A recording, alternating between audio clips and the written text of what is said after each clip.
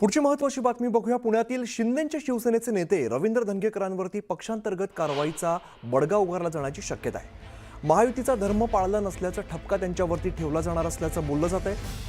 तर काही दिवसांपासून धंगेकरांनी आपल्या मित्रपक्षातील नेत्यांविरोधात मोर्चा उघडल्याचं पाहायला मिळालं होतं। कुख्यात गुंड निलेश गायवळच्या पासपोर्टवरून त्यांनी मंत्री चंद्रकांत पाटलांना निशाणा बनवलं होतं।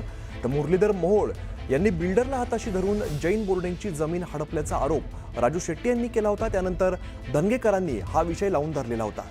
यानंतर आज पुण्यातील भाजप पदाधिकाऱ्यांनी त्यांची तक्रार केली। यानंतर त्यांच्यावरती कारवाई होण्याची आता शक्यता वर्तवली जाते। युती धर्म किंवा आघाडी धर्म पाळण्याआधी सर्वात आधी पुणेकर धर्म पाळा असं ट्विट सुद्धा धंगेकरांनी केलंय।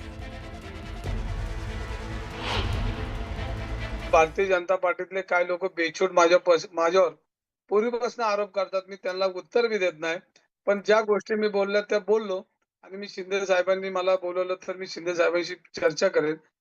पण जर प्रत्येक वेळेला त्यांनी युती धर्माने ह्या सगळ्या गोष्टी जर आड येत असतील तर मी शिंदे साहेबांशी एकदा बोलेल।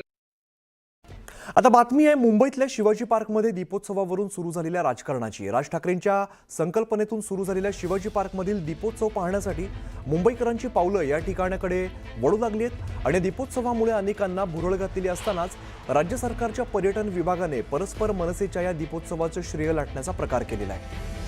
पर्यटन खात्याच्या ट्विटर हँडलवरती एक पोस्ट शेअर करण्यात आली आहे। दिवाळीची जादू पाहायला चला।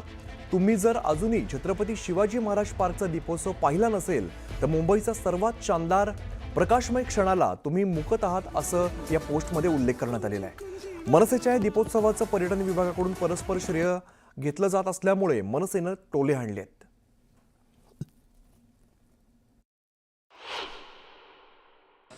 आजीचा जीवावर पाहिजे उधार का? हो, भेट द्या। आम्ही कुठे नाही म्हटलंय, भेट द्यायला इथे हजारो लाखो लोक तुमच्या माध्यमातून येत असतात आणि हा संपूर्ण तर महाराष्ट्राचा कार्यक्रम राहिलेला नाहीये। देशभरात हिंदी चॅनल सुद्धा याला दाखवत असतात। आमचं म्हणणं इतकंच आहे, मनाचा थोडा मोठेपणा दाखवला असताच आणि जो माणूस खरोखर गेली 13 वर्ष करतो आहे, लक्षात त्यांचं नाव घेतलं असतं त्यांना काय भूक पडली असती का? कोणाला का त्रास झाला असता? ह्याच्याशी महाराष्ट्र टुरिझमचा काय संबंध आहे? एक दिवा तरी त्यांनी लावलाय का? स्वतःची एमटीडीसी सांभाळता येत नाहीये, त्याची रेस्टॉरंट आणि त्यांच्या सगळ्या गोष्टी जाऊन बघा। पण जर एखादी व्यक्ती जर करत असेल तर त्याची तुम्ही स्वतःच्या नावाने ही एक प्रकारची जाहिरातबाजी आहे का नाही आहे? थोडंसं नानू म्हणतात ना, छोटं तरी श्रेय आम्हाला त्यांनी द्यायला हवं होतं, जे त्यांनी दिले नाही। ह्या आता जो काही आम्हाला दीपोत्सवाला हाईप जो मिळतोय त्याला गेले 13 वर्षाचं आमची तपश्चर्या आहे। 13 वर्षात आम्ही कुठेही बॅनरबाजी न करता प्रसिद्धी आम्हाला मिळाली नाही आहे। आम्ही बॅनरबाजी करून प्रसिद्धी नाही मिळवली, तर ती माऊथ कॅम्पेननी ही आत्तापर्यंतची झालेली प्रसिद्धी आहे। सो मला वाटतं की हे सरकारात बसलेली जी लोक आहेत ह्यांना ती सवय आहे, दुसऱ्यांचे कार्यकर्ते पण आमचेच, दुसऱ्यांचे पक्ष फोडून ते पक्षही आमचेच, आता दुसऱ्यांचे कार्यक्रम सुद्धा आमचेच, अशी ही सरकारला ह्या सध्याच्या सरकारची परिस्थिती आहे। नमस्कार, सुप्रभात। मी अमित गद्रे, तुम्ही पाहता न्यूज 18 लोकमत। पहिल्या एका मोठ्या बातमीने आपण या बुलेटिनची सुरुवात करूया। आज पुन्हा एकदा शिवसेना ठाकरे गटाचे प्रमुख उद्धव ठाकरे मनसे प्रमुख राज ठाकरे यांचे निवासस्थान असलेल्या शिवतीर्थ या ठिकाणी गेले होते आणि गेल्या काही महिन्यांनंतर दोन्ही ठाकरे बंधूंची 9वी भेट आहे। उद्धव ठाकरे हे चौथ्यांदा शिवतीर्थावरती पोहोचलेले आहेत। राज ठाकरे यांच्या आई मधुवंती यांना वाढदिवसाच्या शुभेच्छा देण्यासाठी उद्धव ठाकरे हे शिवतीर्थावरती गेले होते।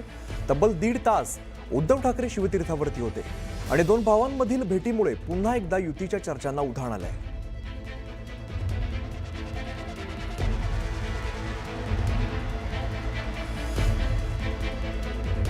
काल उद्धव ठाकरे शिवतीर्थावरती पुन्हा एकदा दाखल झालेले होते। राज ठाकरेंच्या मातोश्रींचा वाढदिवसाच्या शुभेच्छा देण्यासाठी उद्धव ठाकरे या ठिकाणी आलेले होते।